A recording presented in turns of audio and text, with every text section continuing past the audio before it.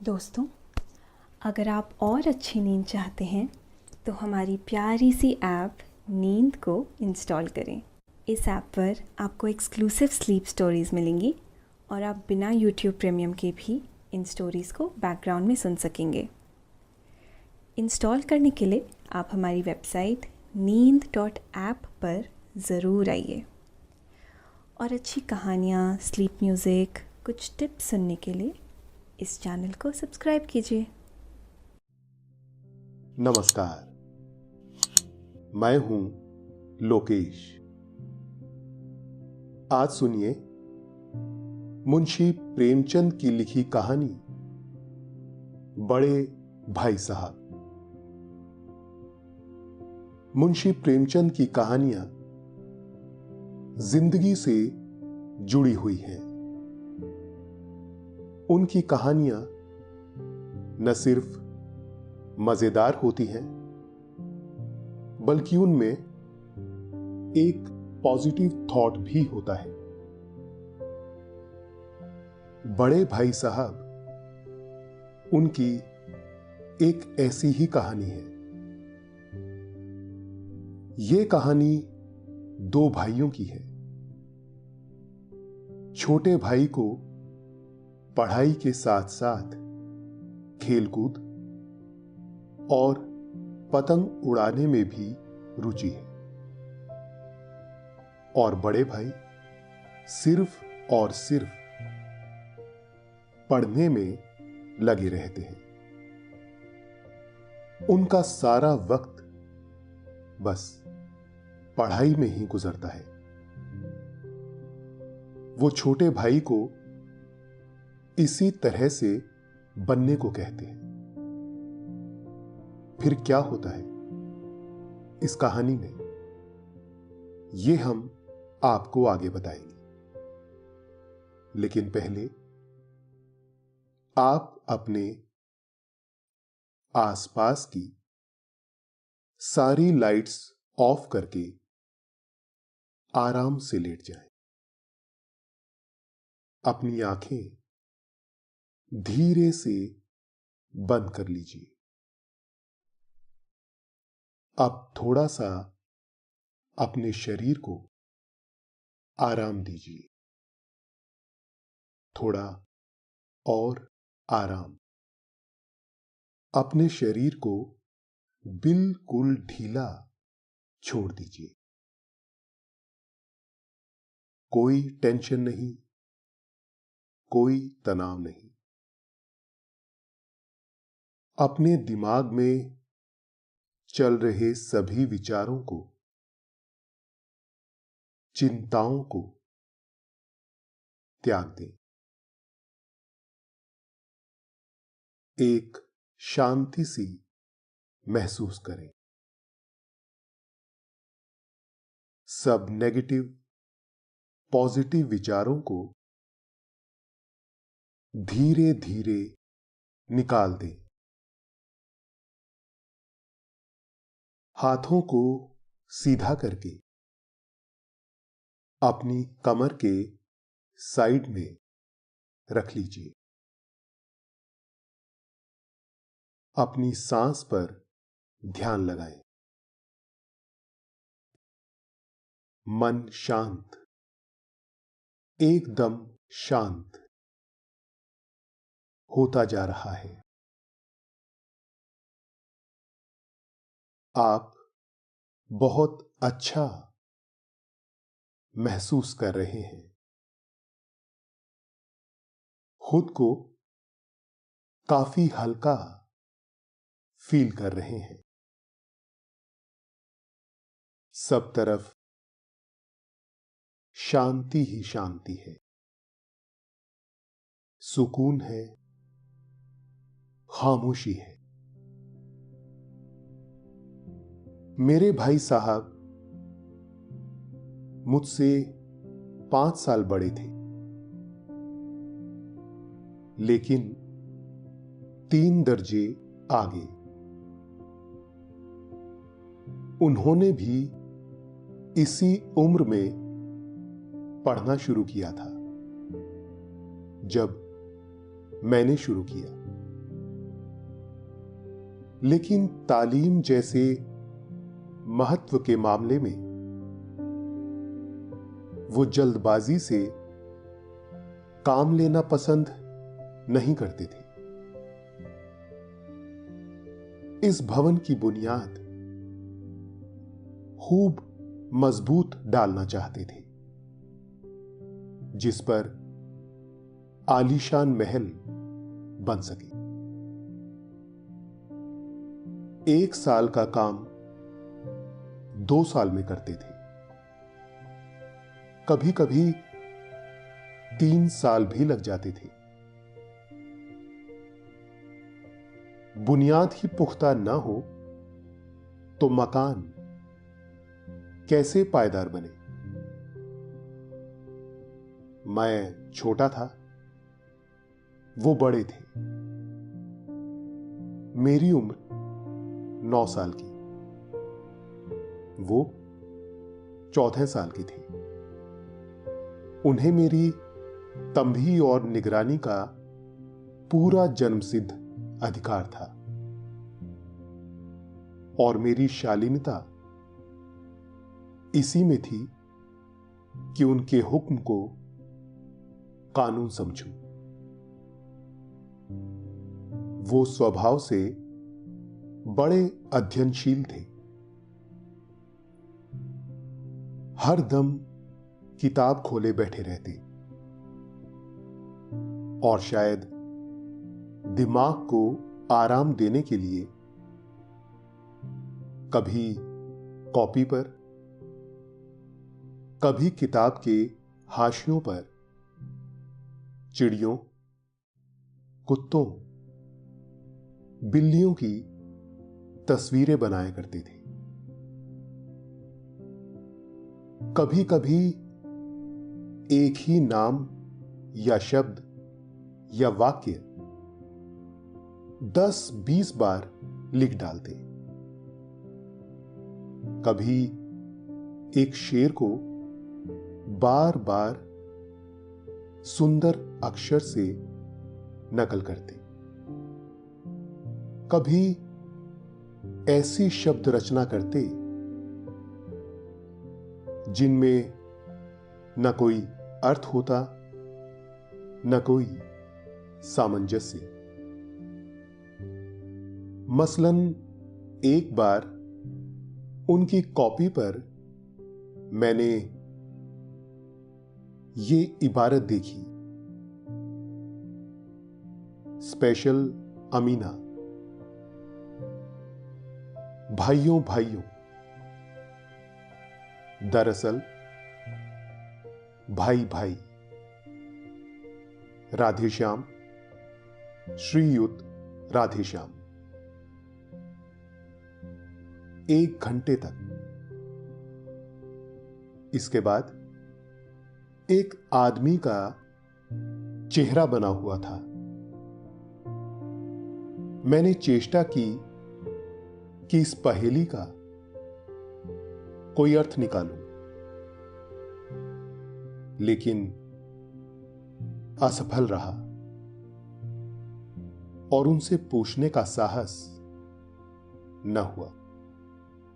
दोस्तों, अब से आप bedtime stories, guided meditations, relaxing music, इन सब का आनंद नींद ऐप पर ही उठा सकते हैं। वो 9वीं जमात में थे और मैं 5वीं में। उनकी रचनाओं को समझना मेरे लिए छोटा मुंह बड़ी बात थी। मेरा जी पढ़ने में बिल्कुल न लगता था। 1 घंटा भी किताब लेकर बैठना पहाड़ था। मौका पाते ही हॉस्टल से निकलकर मैदान में आ जाता और कभी कंकरियां उछालता, कभी कागज की तितलियां उड़ाता और कहीं कोई साथी मिल गया तो पूछना ही क्या। कभी चारदीवारी पर चढ़कर नीचे कूद रहे हैं, कभी फाटक पर वार, उसे आगे पीछे चलाते हुए मोटर कार का आनंद उठा रहे हैं। लेकिन कमरे में आते ही भाई साहब का रौद्र रूप देखकर प्राण सूख जाते।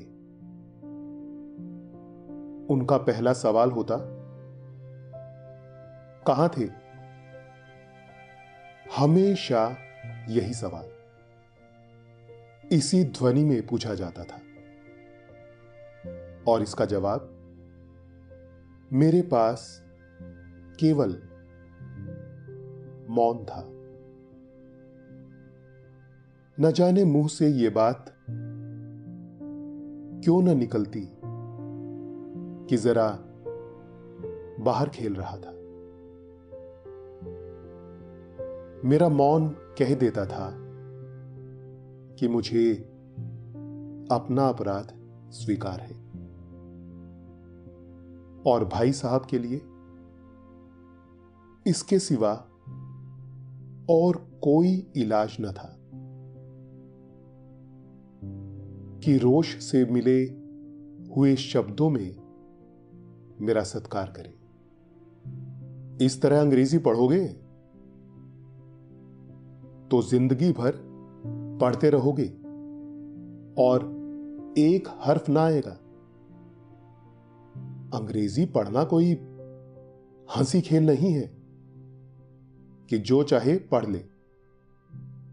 नहीं, ऐरा गैरा नत्थु खैरा सभी अंग्रेजी के विद्वान हो जाते।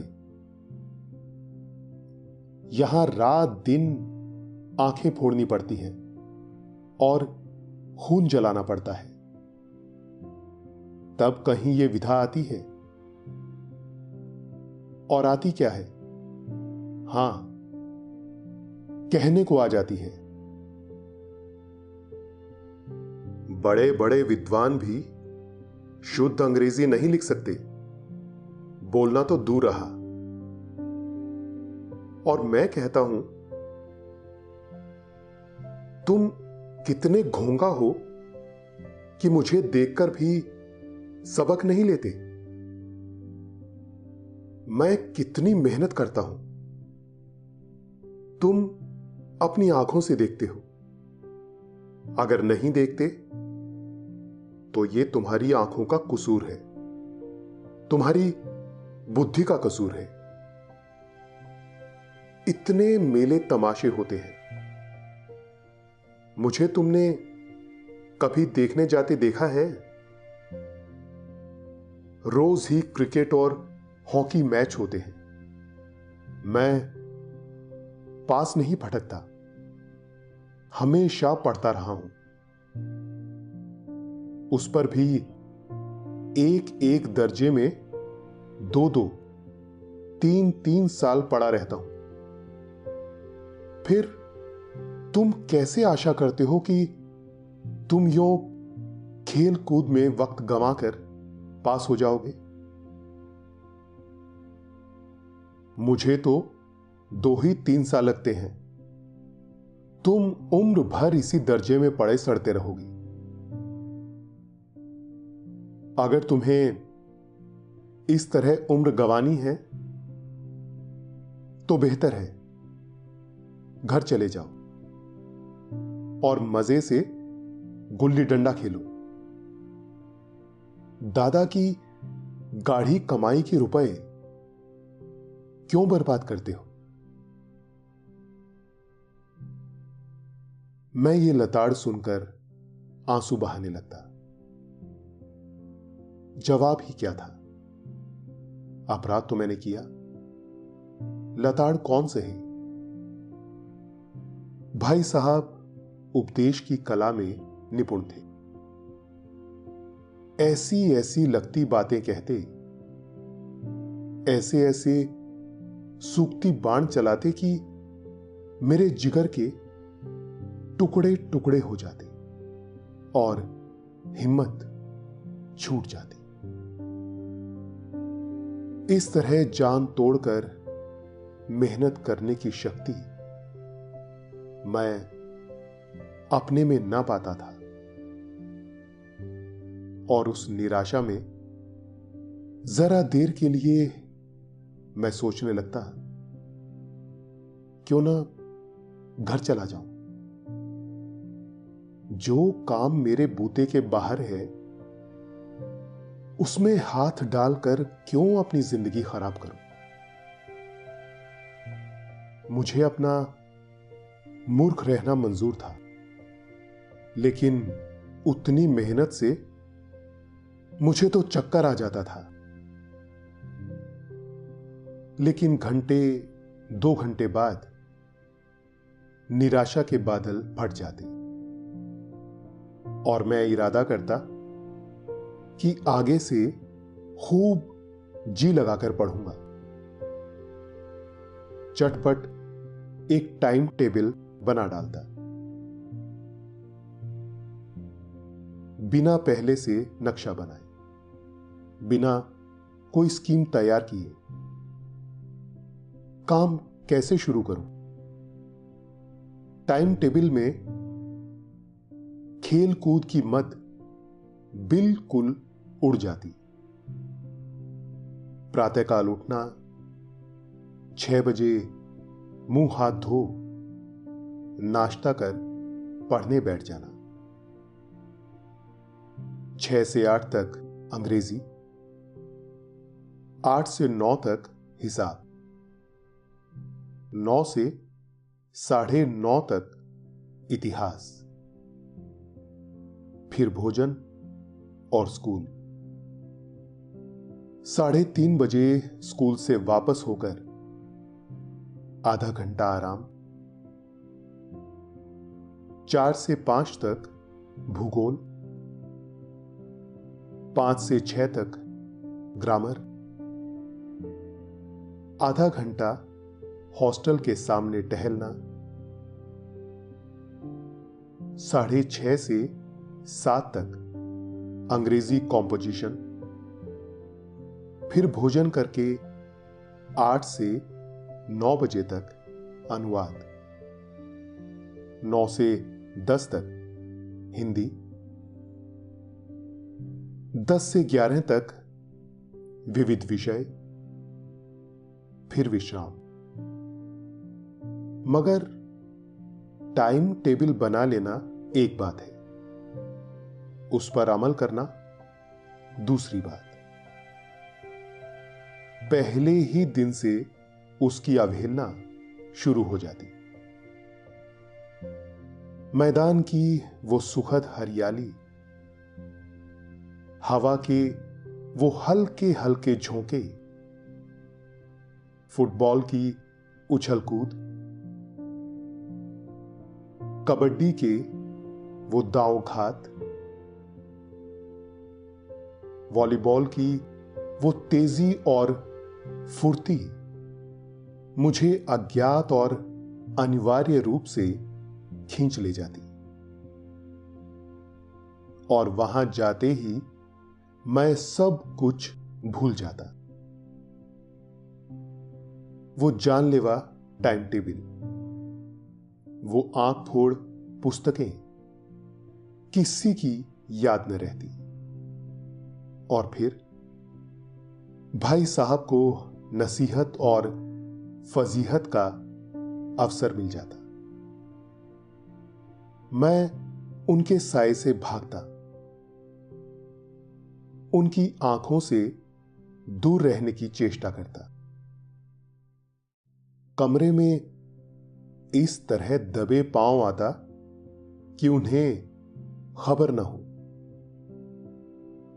उनकी नजर मेरी ओर उठी और मेरे प्राण निकले। हमेशा सिर पर नंगी तलवार सी लटकती मालूम होती। फिर भी जैसे मौत और विपत्ति के बीच में भी आदमी मोह और माया के बंधन में जकड़ा रहता है। मैं फटकार और घुड़कियां खाकर भी खेलकूद का तिरस्कार न कर सकता। सालाना इम्तिहान हुए, भाई साहब फेल हो गए, मैं पास हो गया और दर्जे में प्रथम आया। मेरे और उनके बीच केवल 2 साल का अंतर रह गया। जी में आया भाई साहब को आड़े हाथों लूं। आपकी वो घोर तपस्या कहां गई? मुझे देखिए, मजे से खेलता भी रहा और दर्जे में अव्वल भी हूं। लेकिन वो इतने दुखी और उदास थे कि मुझे उनसे दिली हमदर्दी हुई और उनके घाव पर नमक छिड़कने का विचार ही लज्जास्पद जान पड़ा। दोस्तों, अब से आप bedtime stories, guided meditations, relaxing music, इन सब का आनंद नींद ऐप पर ही उठा सकते हैं। हां, अब मुझे अपने ऊपर कुछ अभिमान हुआ और आत्माभिमान भी बढ़ा। भाई साहब का वो रौब मुझ पर न रहा। आजादी से खेलकूद में शरीक होने लगा। दिल मजबूत था। अगर उन्होंने फिर मेरी फजीहत की तो साफ कह दूंगा, आपने अपना खून जलाकर कौन सा तीर मार लिया? मैं तो खेलते कूदते दर्जे में अव्वल आ गया। जवाब से ये हेंकड़ी जताने का साहस न होने पर भी मेरे रंग ढंग से साफ जाहिर होता था कि भाई साहब का वो आतंक अब मुझ पर नहीं है। भाई साहब ने इसे भांप लिया। उनकी सहज बुद्धि बड़ी तीव्र थी और एक दिन जब मैं भोर का सारा समय गुल्ली डंडे को भेंट करके ठीक भोजन के समय लौटा तो भाई साहब ने मानो तलवार खींच ली और मुझ पर टूट पड़े। देखता हूं, इस साल पास हो गए और दर्जे में अव्वल आ गए, तो तुम्हारा दिमाग खराब हो गया है। मगर भाईजान, घमंड तो बड़े बड़ों का नहीं रहा। तुम्हारी क्या हस्ती है? इतिहास में रावण का हाल तो पढ़ा ही होगा। उसके चरित्र से तुमने कौन सा उपदेश लिया, या यूं ही पढ़ गए? महज इम्तिहान पास कर लेना कोई चीज नहीं। असल चीज है बुद्धि का विकास। जो कुछ पढ़ो उसका अभिप्राय समझो। रावण भूमंडल का स्वामी था। ऐसे राजों को चक्रवर्ती कहते हैं। आजकल अंग्रेजों के राज्य का विस्तार बहुत बढ़ा हुआ है, पर इन्हें चक्रवर्ती नहीं कह सकते। संसार में अनेकों राष्ट्र अंग्रेजों का आधिपत्य स्वीकार नहीं करते, बिल्कुल स्वाधीन है। रावण चक्रवर्ती राजा था। संसार के सभी महीप उसे कर देते थे। बड़े बड़े देवता उसकी गुलामी करते थे। आग और पानी के देवता भी उसके दास थे। मगर उसका अंत क्या हुआ? घमंड ने उसका नाम निशान तक मिटा दिया। कोई उसे एक चुल्लू पानी देने वाला भी न बचा। आदमी जो कुकर्म चाहे करे, पर अभिमान न करे। इतराए नहीं, अभिमान किया और दीन दुनिया से गया। शैतान का हाल भी पढ़ा ही होगा। उसे यह अनुमान हुआ था कि ईश्वर का उससे बढ़कर सच्चा भक्त कोई है ही नहीं। अंत में यह हुआ कि स्वर्ग से नरक में धकेल दिया गया।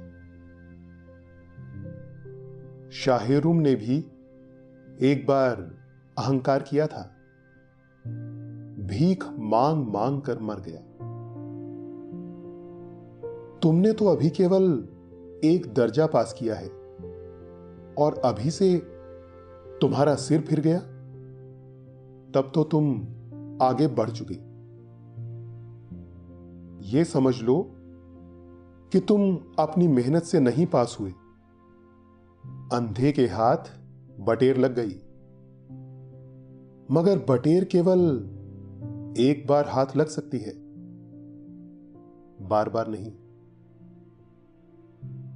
कभी कभी गुल्ली डंडे में भी अंधा चोट निशाना पड़ जाता है। उससे कोई सफल खिलाड़ी नहीं हो जाता।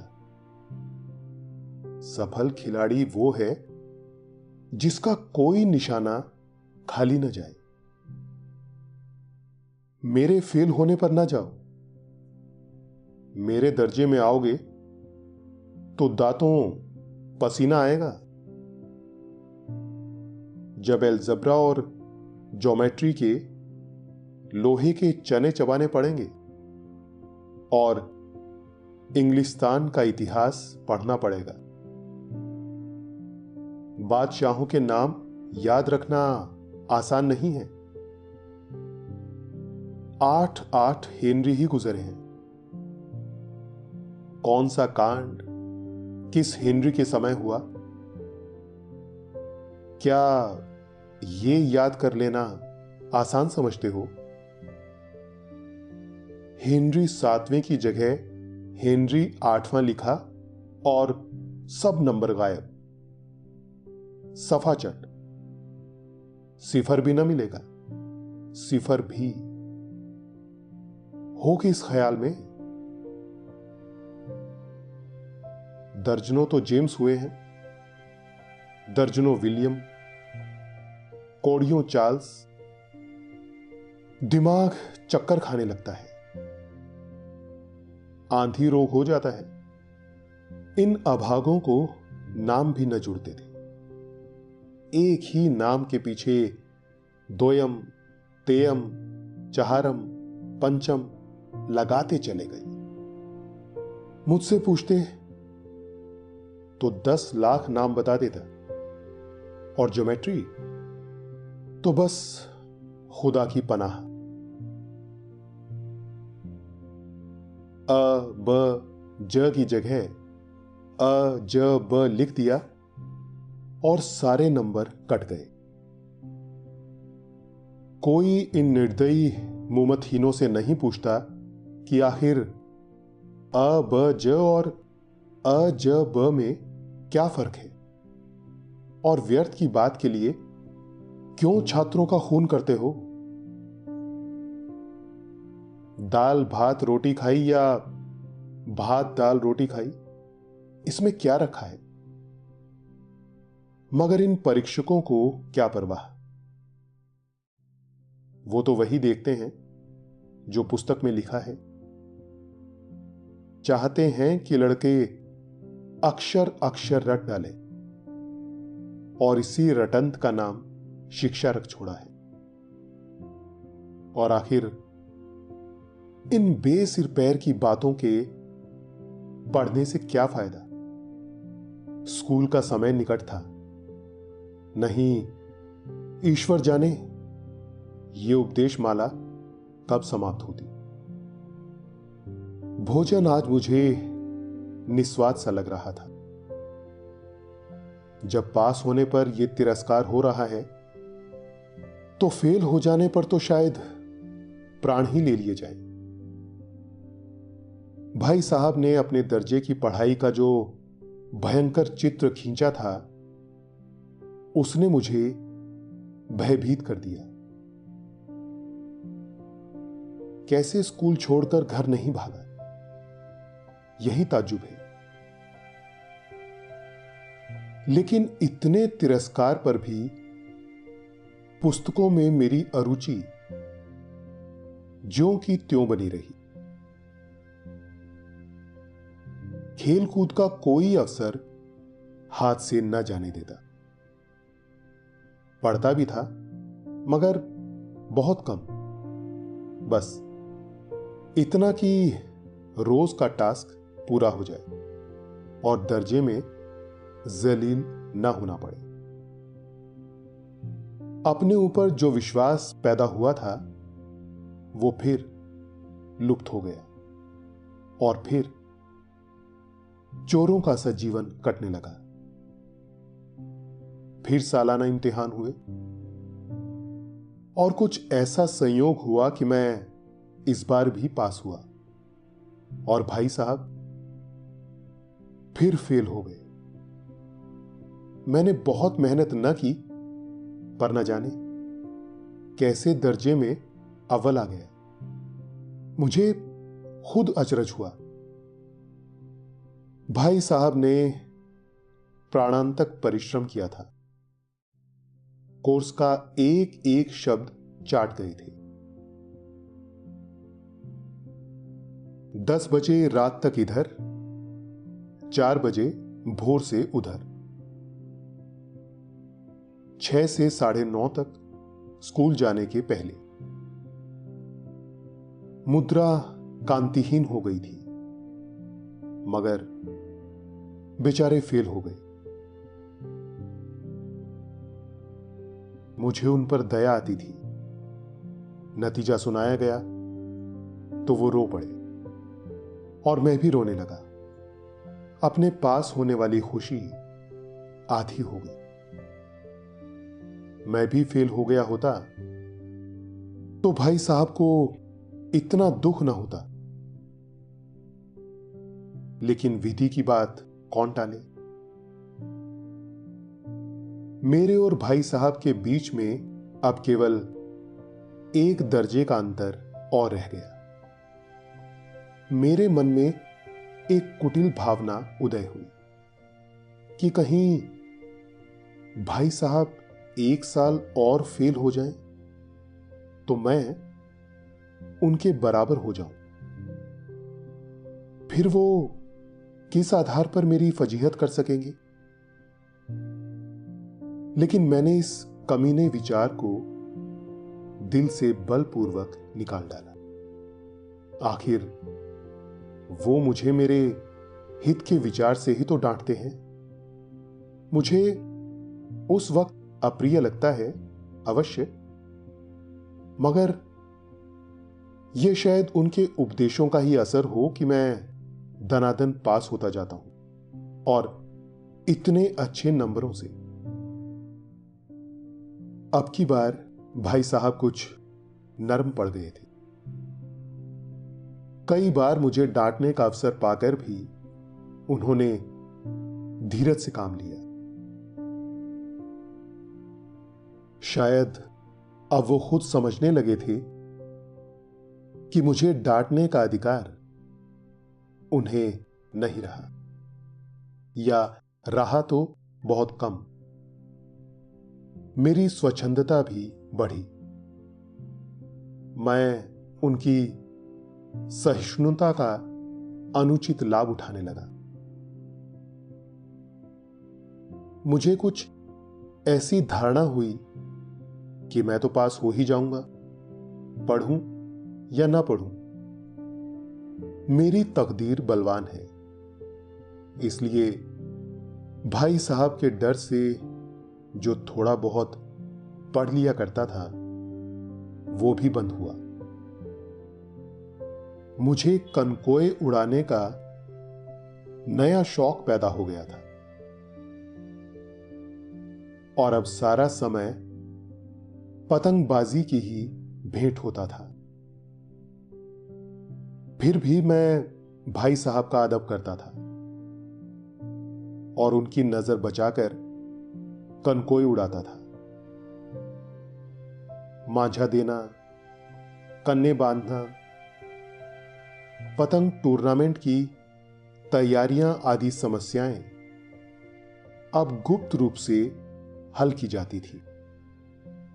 दोस्तों, अब से आप आपकी मनचाही दादी और नानी की कहानियों से प्यारी नींद की कहानियां सिर्फ और सिर्फ नींद ऐप पर ही सुन पाएंगे।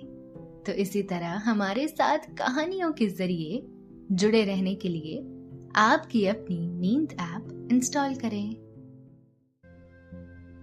भाई साहब को यह संदेह न करने देना चाहता था कि उनका सम्मान और लिहाज मेरी नजरों में कम हो गया है। एक दिन संध्या समय हॉस्टल से दूर मैं एक कनकोआ लूटने बेतहाशा दौड़ा जा रहा था।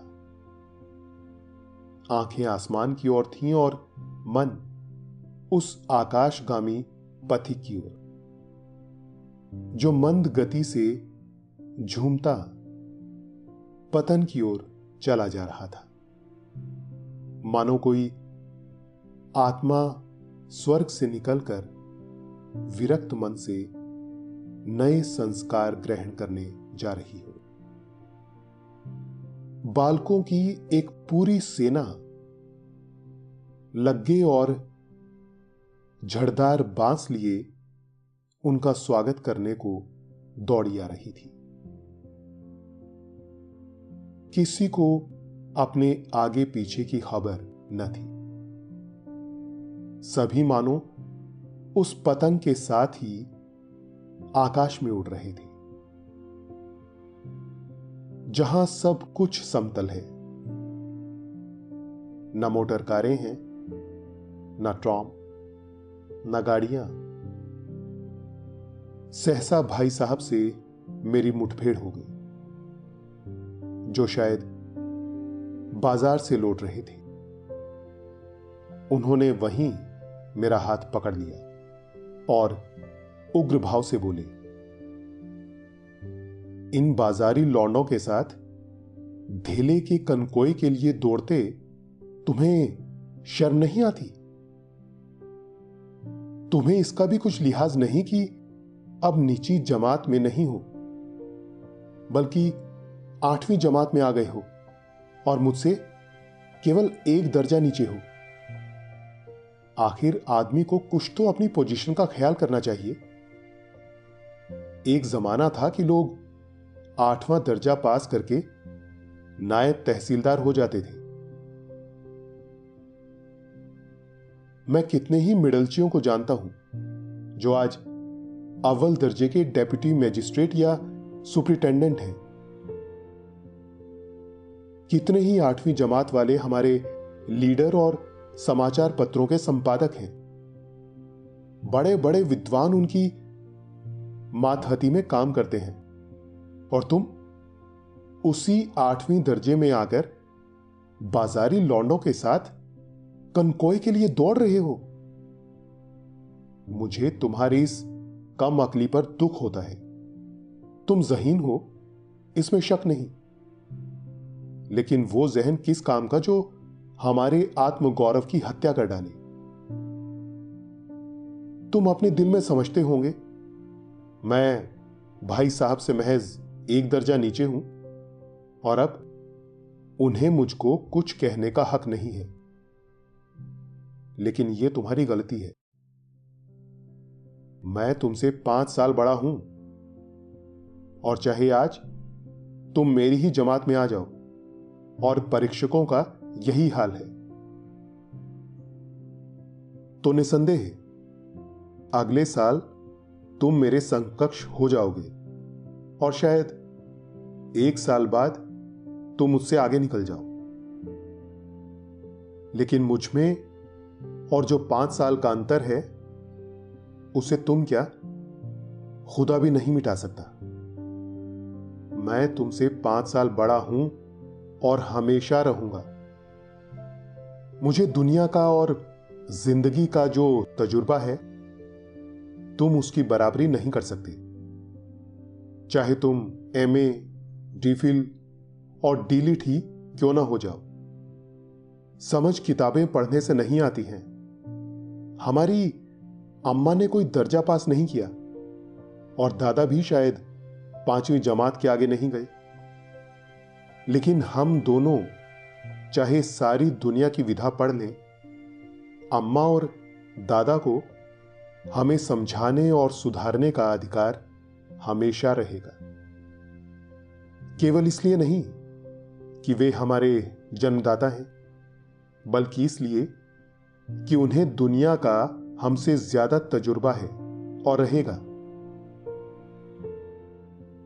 अमेरिका में किस तरह की राज्य व्यवस्था है और 8वें हेनरी ने कितने विवाह किए और आकाश में कितने नक्षत्र हैं, ये बातें चाहे उन्हें न मालूम हो, लेकिन हजारों ऐसी बातें हैं जिनका ज्ञान उन्हें हमसे और तुमसे ज्यादा है।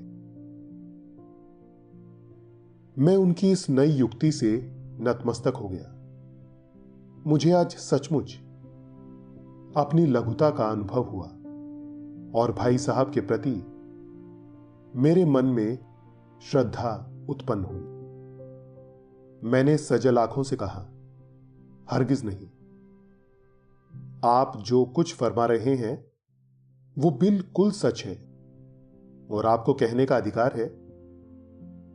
भाई साहब ने मुझे गले लगा लिया और बोले, कनकोए उड़ाने को मना नहीं करता, मेरा जी भी ललचाता है, लेकिन क्या करूं। खुद बेराह चलूं तो तुम्हारी रक्षा कैसे करूं। यह कर्तव्य भी तो मेरे सिर पर है। संयोग से उसी वक्त एक कटा हुआ कनकोआ हमारे ऊपर से गुजरा। उसकी डोर लटक रही थी। लड़कों का एक गोल पीछे पीछे दौड़ा चला आता था। भाई साहब लंबे हैं ही, उछलकर उसकी डोर पकड़ ली और बेतहाशा हॉस्टल की तरफ दौड़े। मैं पीछे पीछे दौड़ रहा था। अभी आपने मुंशी प्रेमचंद की यह कहानी सुनी। अब आपके सोने का वक्त हो रहा है। निंदिया रानी चुपके से आपके सिरहाने आ बैठी है। वो आपकी आंखों को हौले हौले से थपकी दे रही है। आपकी पलकें बोझिल होती जा रही हैं। आपने अपनी दोनों आंखों को बंद कर लिया है और अब आप आहिस्ता आहिस्ता नींद के आगोश में समाते जा रहे हैं, समाते जा रहे हैं। शुभ रात्रि।